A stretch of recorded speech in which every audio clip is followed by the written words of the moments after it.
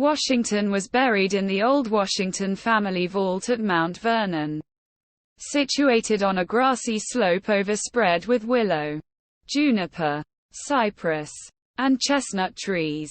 It contained the remains of his brother Lawrence and other family members. But the decrepit brick vault needed repair, prompting Washington to leave instructions in his will for the construction of a new vault.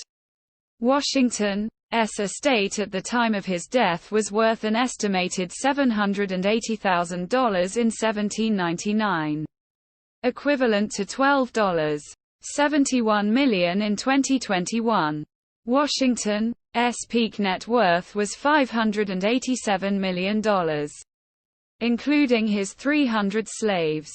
Washington held title to more than 65,000 acres of land in 37 different locations. In 1830, a disgruntled ex-employee of the estate attempted to steal what he thought was Washington's skull, prompting the construction of a more secure vault. The next year, the new vault was constructed at Mount Vernon to receive the remains of George and Martha and other relatives. In 1832, a joint congressional committee debated moving his body from Mount Vernon to a crypt in the Capitol.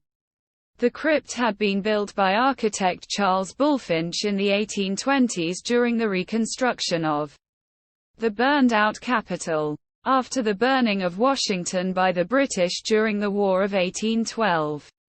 Southern opposition was intense, antagonized by an ever-growing rift between North and South.